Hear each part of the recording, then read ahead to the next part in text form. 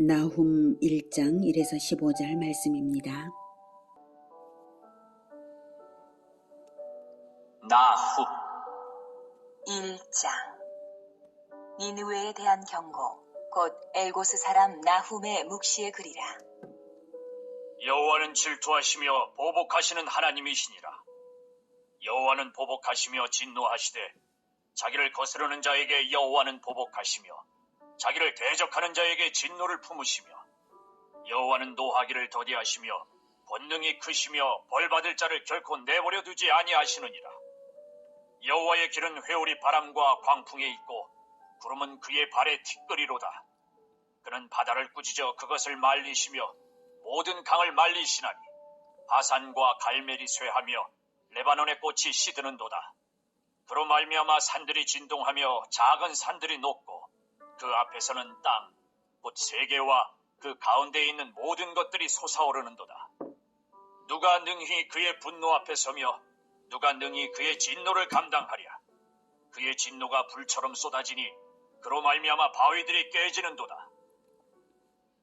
사랑하는 형제 여러분, 2월 9일 목요일 새벽 목상에 오신 것을 환영합니다.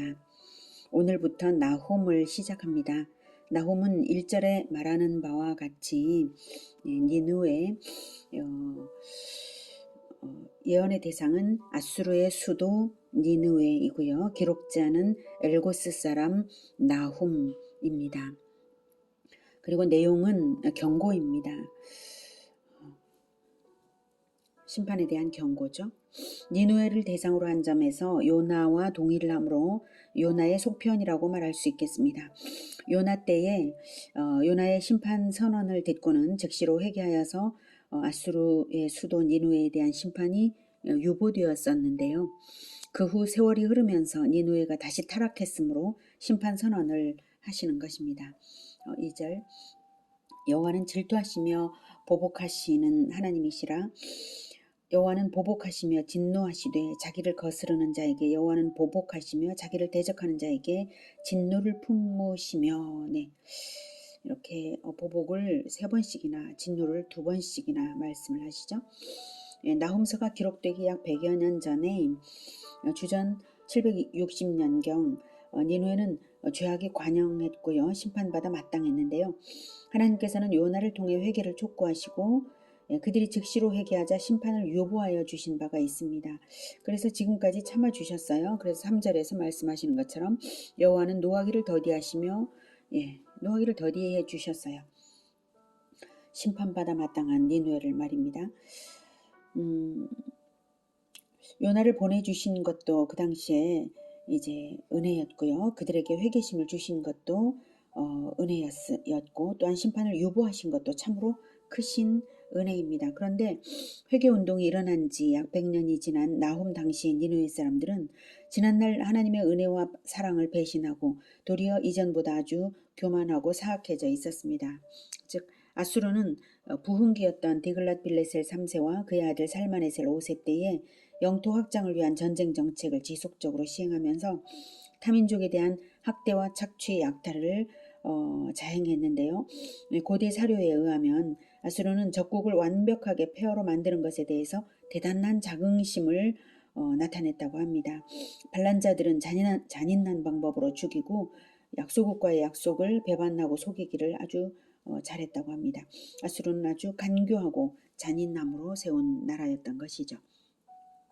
이러한 상황에서 하나님께서는 니느웨에 대한 하나님의 공의의 심판이 어떻게 철저할 것인가를 보여주고 동시에 당시 아수르에 의해 억압받던 유다 백성들을 위로하며 소망을 갖게 하기 위해 나훔을 사용하신 것입니다. 이렇게 2절에서만도 보복을 3번이나 진노를 2번이나 말씀하셨고요. 100여 년 동안 가만히 계셨던 것은 벌받을 자를 내버려 두시려는 것이 아니라 내버려 두지 아니하시느니라라고 3절에 말씀하시죠. 결코 내버려 두지 아니하시느니라. 그래서 100여 년간 가만히 계셨던 것은 내버려 두신 것이 아니라 다만 여호와께서 노하기를 더디하시는 하나님이시기 때문이다. 하나님께서 노하기를 더디하신다는 이 사실은 우리가 너희가 하나님을 두려워해야 할 일이다. 이것을 말하고 있어요. 왜냐하면 하나님은 권능이 크시기 때문에 일단 심판을 실행하실 때에는 크신 권능으로서 소돔과 고모라 때와 같이 완전히 실행하시기 때문입니다. 그 권능이 어떠한가를 말하는 것이 바로 그 다음 여호와의 3절에 여호와의 길은 회오리바람과 광풍에 있고 구름은 그의 발에 티끌이로다. 4절 그는 바다를 꾸짖어 그것을 말리시며 모든 강을 말리시나니 바산과 갈멜이 쇠하며 레바논의 꽃이 시드는도다. 5절 그로 말미암아 산들이 진동하며 작은 산들이 녹고 그 앞에서는 땅 곧 세계와 그 가운데 있는 모든 것들이 솟아오르는도다. 누가 능히 그의 분노 앞에서 서며 누가 능히 그의 진노를 감당하랴. 그의 진노가 불처럼 쏟아지니 그로 말미암아 바위들이 깨지는도다. 이렇게 길게 여호와의 권능이 어떠한 것인가를 말했습니다. 이것이 비유인가요? 실제인가요? 소돔과 고모라와 같은 실제의 사례가 있으므로 결코 비유일 뿐이라고만은 말할 수 없는 여호와의 권능인 것입니다. 이스라엘이 홍해를 건널 때와 요단강을 건널 때에 체험을 한 것이고요. 소돔과 고모라의 멸망에 대하여 익히 들은 것이고요. 고라의 멸망 때에는 지진이 나는 것을 두 눈으로 목격한 것이니 그것을 체험하지 않았다고 해서 회개를 미뤄서는 안 될 일이죠. 하나님께서 일단 진노하실 때는 그 앞에 설 인간이란 있을 수 없는 것이며 그분의 진노에서 구원을 얻을 길은 오직 하나님의 은혜로 제시된 대속을 얻는 길밖에는 없습니다. 그 대속을 얻는 길이 무엇입니까? 바로 그 대속을 위해 우리 주 예수 그리스도께서 십자가의 죽음을 당해 주셨죠. 우리의 죄값을 치러 주셨죠. 그래서 십자가에서 죽으시는 그리스도의 법도에 들어오는 것입니다. 그 길밖에 없습니다. 실로 인간은 은혜 안에 들어온 인간인가 아니면 진노의 대상인가 둘 중 하나밖에 없습니다. 그 어떤 제3의 길은 없는 것입니다. 그렇게 진노하시는 심판주 하나님이시지만 구원의 길을 내어주시는 하나님이심을 7절부터 말씀하십니다. 여호와는 선하시며 환난 날의 산성이시라. 그는 자기에게 피하는 자들을 아시느니라. 그가 범람하는 물로 그곳을 진멸하시고 자기 대적들을 흑암으로 쫓아내시리라. 네, 여호와의 구원의 대상은 자기에게 피하는 자들입니다. 예수 그리스도의 대속을 감사하며 그리스도의 법도로 연합되는 자들이죠. 하나님은 전지전능하시기 때문에 누가 그러한 자인지 다 아시고요. 구원과 심판에서 실수가 결코 없으신 분이십니다.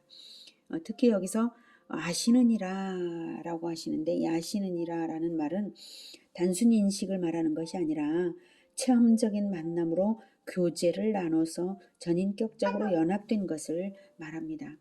부부가 서로를 아는 것처럼 안다는 뜻입니다. 그러므로 하나님의 교제권 안으로 들어와서 하나님을 삶으로써 배울 때 인격적인 변화가 일어나면서 구원이 이루어지는 것입니다. 그것을 나훔은 또한 니느웨 사람들에게 권하고 있는 것이죠. 만약 회개하여서 하나님 안으로 돌아온다면 구원이겠지만 돌아오지 않는다면 홍수 심판을 당할 것이라고 경고하고 있습니다. 여기서 범람하는 물로 그곳을 진멸하시고 여기서 그곳을 진멸하신다는 것은 그곳은 니느웨를 말합니다. 훗날 이 예언대로 메대와 바벨론의 연합군이 밀어닥쳐서 니느웨는 멸망하고 말았는데요. 니느웨의 흔적을 찾을 수 없을 만큼 멸망되었기 때문에 훗날 성경을 의심하는 근거가 되기도 했습니다. 나훔은 이제 상상의 글이 아니냐 이렇게 했는데요. 그러나 1846년에 고고학적 발굴이 이루어져서 니느웨의 존재가 역사적 사실로 드러났습니다. 아수르의 존재 여부는 영국의 고고학자 헨리 레이어드의 1846년부터 약 7년여에 걸친 니느웨에 대한 발굴로 모든 의심이 사라지게 된 것이고요. 그 멸망에 대해서도 나훔 선지자의 예언대로 이루어졌음을 추정할 수 있게 된 것입니다. 니느웨는 티그리스 강변에 위치한 대도시였는데요. 외곽지대를 포함해서 성의 둘레가 약 96km, 엄청나죠? 96km이고 어린아이만도 12만여 명, 인구 60만여 명의 대도시였습니다.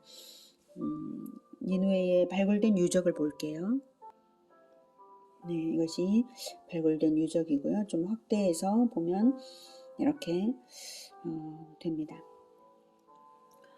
그리고 니누의 성을 당시 니누의 성으로 추정된 성입니다. 성의 모양이 이렇게 되었는데요. 이게 티그리스 강이고요. 이 강물을 안으로 끌어들여서 이렇게 이제 물을 공급하고 있었어요. 네. 그런데 이 물이 이 물을 이용한 것이죠. 이 니누의 도시 모양을 볼 때에 티그리스 강의 물에 수문을 열어서 이 수문을 열어서 니누에에 인위적으로 홍수를 일으켜서 몰락시킬 수 있었음을 알 수가 있습니다. 주전 612년에 메데 바벨론 연합군은 철옹성 같은 니누에를 티그리스 강물을 이용하여서 함락시킨 것입니다. 9절. 너희는 여호와께 대하여 무엇을 꾀하느냐? 그가 온전히 멸하시리니 재난이 다시 일어나지 아니하리라. 가시덤불같이 엉클어졌고 술을 마신 것 같이 취한 그들은 마른 지푸라기같이 모두 탈 것이거늘 여호와께 악을 꾀하는 한 사람이 너희 중에서 나와서 사악한 것을 권하는도다. 네, 여호와께서 니누에를 온전히 멸하시리니 재난이 다시 일어나지 아니하리라. 여기서 재난은 니누에로 대표된 아수르로 인해서 유다에 닥친 재난이 다시는 없을 것이라고 유다에게 위로를 주시는 것입니다. 그런데 11절에 여호와께 악을 꾀하는 한 사람이 너희 중에서 나와서 사악한 것을 권하는도다. 이 말은 히스기야 시대에 산헤립의 교활한 말쟁이 신나 랍사게가 예루살렘을 공포로 몰아넣으며 여호와를 배반하도록 회유했던 사건이 있었죠. 바로 그 사건처럼 아수르의 어떤 변사가 또한 나훔 시대에 그렇게 한 것 같습니다. 그래서 너희는 9절에 너희는 여호와께 대하여 무엇을 꾀하느냐, 즉 아수르에게 속아서 여호와를 반역하려고 하느냐, 그러지 말라 이거죠. 12절. 여호와께서 이같이 말씀하시기를 그들이 비록 강하고 많을지라도 반드시 멸절을 당하리니 그가 없어지리라. 내가 전에는 너를 괴롭혔으나 다시는 너를 괴롭히지 아니할 것이라. 이제 내게 지은 그의 멍에를 내가 깨뜨리고 내 결박을 끊으리라. 네, 아수르가 아무리 강하고 많을지라도 반드시 멸절을 당하리니 그가 없어지리라고 하신 하나님 말씀대로 아수르는 멸망했습니다. 내가 전에는 너를 괴롭혔으나, 그래서 너는 유다입니다. 유다를 괴롭혔으나 다시는 너 유다를 괴롭히지 아니할 것이라. 이제 내게 지은 그의 멍에를 내가 깨뜨리고 내 결박을 끊으리라. 네, 아수르의 멸망으로 인해서 유다를 위로하시는 말씀인데요. 이 말씀으로 볼 때에 아수르 제국을 일으킨 것이 유다를 연단시키는 도구였음을 알 수가 있습니다. 하나님은 자기 백성을 바른 길로 인도하시기 위해 역사와 제국들을 사용하고 계신 것이죠. 14절은 니누에 즉 아수르에 대한 선언입니다. 14절. 여호와가 내게 대하여 명령하였나니 내 이름이 다시는 전파되지 않을 것이라. 내가 내 신들의 집에서 새긴 우상과 부은 우상을 멸절하며 내 무덤을 준비하리니 이는 내가 쓸모없게 되었음이라. 네, 이렇게 아수르에게 완전한 멸망을 말하고 있습니다. 그러므로 아수르의 멸망에 관한 소식이 얼마나 유다를 기쁘게 하게 되겠습니까? 15절. 볼지어다 아름다운 소식을 알리고 화평을 전하는 자의 발이 산 위에 있도다. 유다야, 내 절기를 지키고 내 서원을 갚을지어다. 악인이 진멸되었으니 그가 다시는 내 가운데로 통행하지 아니하리로다 하시니라. 네, 아름다운 소식, 즉 아수르의 멸망을 전하는 자의 발이 산 위에, 즉 눈앞에 보이는 듯이 임박한 사건임을 말하고 있어요. 이 구절을 사도 바울은 복음을 전하는 자의 아름다움으로 표현했습니다. 네, 맞습니다. 이 구절은 1차적으로는 유다 백성들을 위해 아수르의 멸망으로 성취되었고요.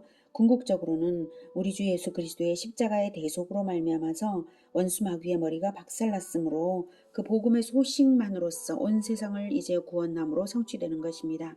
그러므로 유다야 내 절기를 지키고 내 소원을 갚을지어다 하신 말씀대로 수건을 이룬 유다만 아니라 복음으로 인하여 구원의 은혜를 누리고 있는 우리 또한 서원을 갚아야 할 것입니다. 그래서 다시는 우리 가운데로 원수 마귀가 통행하지 아니할 것입니다. 우리가 서원을 어떻게 갚을까요? 서원이 있었나요? 네, 서원이 있었든 없었든 세상 그 무엇으로도 가치를 잴 수 없는 영원한 구원을 얻었으니 마땅히 내 인생을 들여서 은혜를 갚으며 살아야 할 것입니다. 하나님께서는 유다를 위하여서 제국 아수르 제국을 일으키시기도 하시고 멸망시키기도 하시고 이렇게 역사와 제국을 사용하셨는데요. 지금도 그렇습니다. 지금도 가장 연약해 보이는 그리스도인들을 중심으로 하나님께서는 역사를 이끌어가고 계십니다. 하나님께서 다 하십니다. 하나님께서 십자가의 대속도 하나님께서 은혜로서 이루시고 원수 마귀를 완전히 멸망시키는 것도 하나님께서 다 하십니다. 우리는 다만 무엇만 하면 되느냐면 아름다운 소식을 알리고 화평을 전하는 자의 발이 되면 될 것입니다. 그 발이 산 위를 넘듯이 세계 선교를 나아가며 또한 도우며 함께 나아가 온 세계에 복음을 전하는 일, 그 일이 바로 우리에게 맡겨진 것입니다. 우리가 서원이 있었거나 없었거나 간에 구원을 받은 자라면 내 힘껏 드리고 내 힘껏 우리 주님을 본받는 선한 인생으로 드려서 세계 복음화가 이루어지도록 해야 되지 않겠습니까? 그것이 하나님의 가장 소원하시는 그것이니까 말입니다. 우리가 바로 그런 복음을 전하는 아름다운 소식을 전하는 발이 되어서 하나님께 영광이 되어 드려야 하겠습니다. 기도하겠습니다. 하나님, 역사의 주인이시고 또한 그 어떤 제국이라도 하나님의 손 안에서 하나님이 그 운명을 좌지우지하시는 분이십니다. 하나님, 모든 것은 하나님께서 다 이루시고 하나님께서 완성하십니다. 우리는 다만 복음을 전하는 아름다운 발이 되어서 아름다운 입술이 되어서 하나님께 영광을 돌릴 뿐입니다. 주님, 우리가 진정 복음을 전하는 아름다운 인생들이 될 수 있도록 서원을 갚고 은혜를 갚는 그런 우리가 되겠으니 주님, 우리를 도와주셔서 우리의 이 서원대로 이루어 주시옵소서. 우리를 통하여서 세계 복음화가 이루어지게 하여 주시옵소서. 예수 그리스도 이름으로 기도드립니다. 아멘. 이어지는 시간은 개인 기도 시간입니다.